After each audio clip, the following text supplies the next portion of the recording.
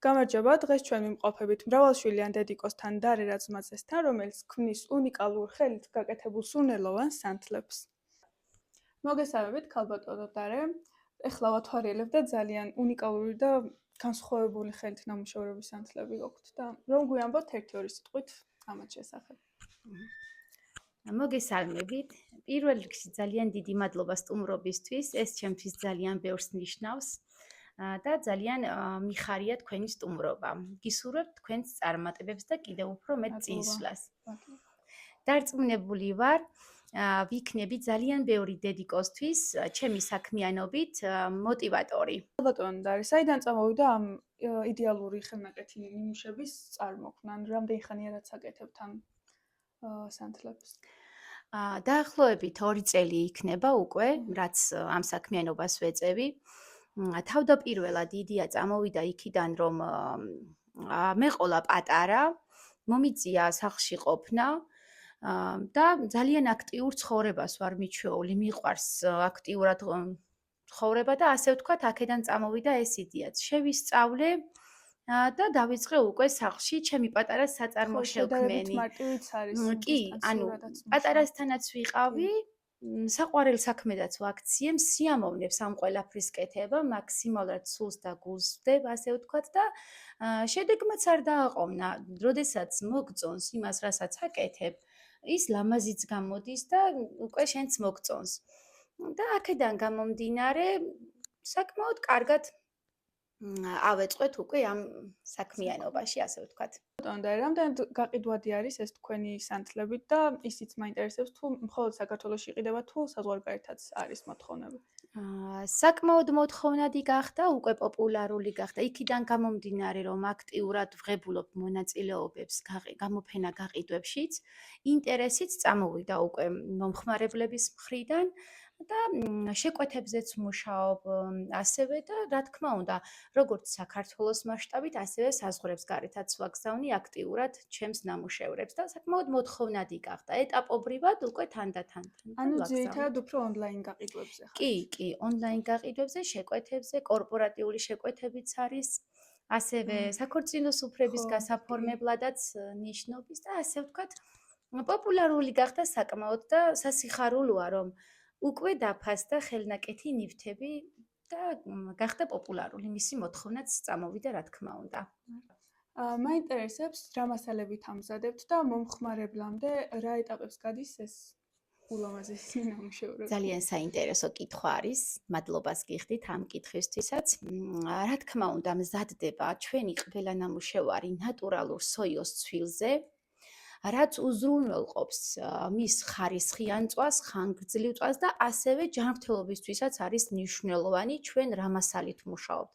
ნატურალურ ეთერზეთებზე მზადდება, რა თქმა უნდა, რომ როდესაც ცვილი იწვის, ჩვენთვის არ უნდა იყოს ჯანმრთელობისთვის საფრთხეს შემცვლელი, პირიქით უნდა იყოს სითბოს, სილამაზის და ყველაფერი კარგის მომრგვალებელი მისი სურნელი, ასე ვთქვათ.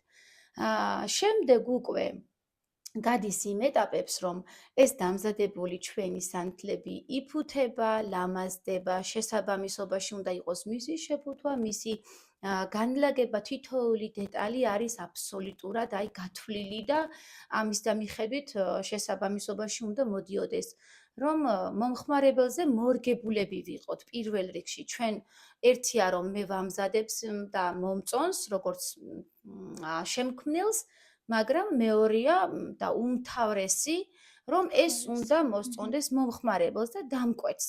იმიტომ რომ ჩვენ დამოკიდებულები ვართ დამკვეთზე და მომხმარებელზე.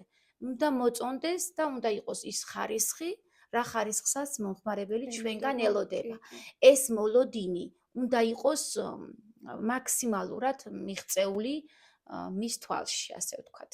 რასაც ვუყურებ ახლა ის დიდი ხანია ანთი არის და რა თქმა უნდა ჩაიწვებოდა აქამდე ნახევრამდე მაინც ჩავიდოდა და ალბათ ეს იმის დამსახურება არის, რომ უმაღლეს ხარისხის ეთერზეთებს და მსგავს მასალებს ცვილი, კი.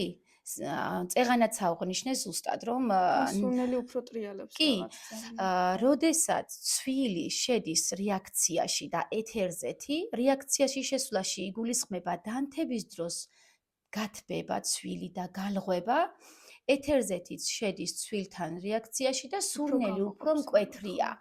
და როდესაც გამოიყენება ნატურალური სოიოს ცვილი, მისი წვის ხანგრძლივობა არის აქედან გამოწვეული. უფრო დიდი ხანიანთია ეს სანთელი და ეს ეხა კი არა, მინდა გითხრათ, ერთი კვირა და მეტი წენთება. თუნდაც მთელი დღე და ღამე წენთოს. იმიტომ რომ არის ნატურალური სოიოს ცვილი. ქალბატონო დარე, როგორც ვიცით, თქვენ ხართ მრავალშვილიანი დედიკო და როგორ ახერხებთ ან ძალიან დიდი დრო სჭირდება სანთლების გაკეთებას თუ როგორ ერწყმით? ეგ მაინტერესებს. კი, ძალიან დიდი დრო სჭირდება, რა თქმა უნდა, ოჯახი, შვილები, სხვა დანარჩენი საქმე, რა თქმა უნდა, მაგრამ დამერწმუნეთ, როდესაც საქმე გიყვარს, იმ საქმისთვის დროს ყოველთვის გამონახავ და აუცილებლად გააკეთებ იმას, რაც გსურს. მეც ასე ვარ.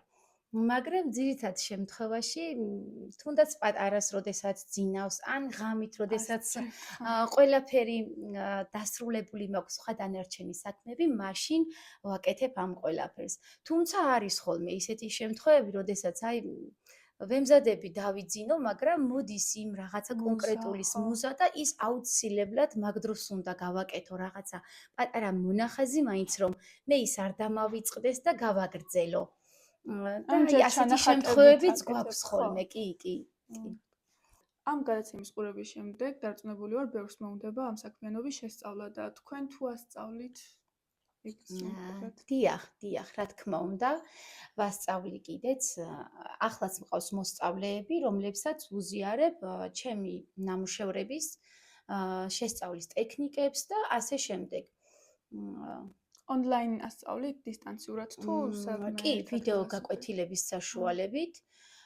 რა თქმა უნდა, ეს ვიდეო გაკვეთილები მათ რჩებათ და ნებისმიერ დროს შეუძლიათ ნახონ და გადაამოწმონ ის ტექნიკები, რასაც ჩვენ ვიყენებთ ნამუშევრების შექმნის დროს, ასევე ონლაინაც ვერთვებით. მათ ჩემთან ერთად ისინიც მუშაობენ, აკეთებენ და მუდმივად ხაზზე ვარ, ასე რომ ვთქვათ და თუ კი რაიმე საჭიროება არსებობს, მე მათ ყოველთვის ვეხმარები. კი, მაქსიმალურად. ქალბატონო დარე, მადლობა ამ საინტერესო ინფორმაციისთვის და თუ შეიძლება ისიც რომ გითხრათ რა გეგმები გაქვთ სამომავლოდ. რა თქმა უნდა, მაქვს სამომავლო გეგმები, ვფიქრობ ჩემი პატარა საწარმოს გაკეთებაზე, სადაც უფრო შევძლებ რომ მეტი ნამუშევრები შემოგთავაზოთ და ასევე ჩემი მოსწავლეებიც ადგილზე მყავდნენ, ასე ვთქვათ და შევასწავლო ეს ნამუშევრების გაკეთება და არ მქონდეს მხოლოდ ონლაინ სწავლება და ადგილზე შეძლონ კასპის მუნიციპალიტეტში, თუნდაც ქალბატონებმა თავიანთი თავის რეალიზება, შესწავლა და განვითარება, თუნდაც ამ განხრით და კონკრეტულად ხელნაკეთი სურნელოვანი სანთლების დამზადება. რას ეტყოდით ქალბატონებს, რომლებიც ახლა გვისმენენ და თუ შეიძლება რომ გაგვაცნოთ, რომელიც ახლა შემოგვიერთდა ჩვენი პატარა მეგობარი. ეს გახლავთ ილია და ჩემი უმთავრესი მოტივაციის წყარო არის და იმ საქმიანობას, რასაც ვაკეთებ, ნამდვილად არის ჩემთვის მოტივატორი, ჩემი პატარა. მე 3 შვილი მყავს, 3 ვაჟკაცი და ილია არის ჩემი მესამე შვილი, ყველაზე უმცროსი, 1 წლის და ჩემი საქმიანობის მთავარი მოტივატორი არის. მათ ვინც ახლა გვიყურებს, ქალბატონებო, გეტყვით რომ არაფერმა არ შეგაყოვნოთ, არ შეუშინდეთ არც ერთ წინაღობას, ძალიან ბევრი შემაფერხებელი გზა შეიძლება შეგხვდეთ, მაგრამ არ უნდა შეყოვნდეთ, თუნდაც იმიტომ რომ ყავთ პატარა, მე პატარა ყავს, ძალიან ბევრისგან მომისმენია, რომ პატარა მყავს, როგორ უნდა გავაკეთო, როგორ შევძლებ, არ ვიცი. ზუსტადაც იმიტომ რომ პატარა ყავთ, უნდა ძლიერი დედიკოები იყოთ და ყველაფერი შეძლოთ. არაფერი არ არის შემაფერხებელი, როდესაც გინდა და ის საქმე აუცილებლად გამოვა. ყველაფერს შეძლებთ, თუ კი მოინდომებთ, დამერწმუნეთ და აუცილებლად მიაღწევთ წარმატებას. ჩემს ნამუშევრებს რომ გადავხედავ ხოლმე, თავიდან რომელი გავაკეთე პირველი და ახლა რომ ვუყურებ, საერთოდ სულ სხვა არის. განსხვავება იქნება, რა თქმა უნდა. განსხვავებაც იგრძნობა, მეტი დახვეწილობა იგრძნობა და აი ასე მოდის წარმატება. თუ კი არ იცდილებ, არ იბრძოლებ იმ შენი პოპულარიზაციისთვის, ასე არავინ მოგიტანს ლანგარზე დადებულს და არავინ მოგართმევს. უნდა იბრძოლო. უნდა ეცადო ყველანაირად, რომ ეს შენი ცნობადობა აიმაღლო და შედეგი არასდროს არ დააყოვნებს უფლისწინებით. მადლობა ღმერთს და მადლობა კიდევ და კიდევ თქვენ აი ამ შესაძლებლობისთვის, თქვენს რადიოს, კასპის ხმას, რომ ჩემ ხმამაც გაიჟღერა თქვენს რადიოში. ქალბატონო დარე, ძალიან დიდ მადლობას გიხდით მასპინძლობისთვის, რადგან თქვენი ეს ისტორია ძალიან შთამაგონებელი და საინტერესო იყო.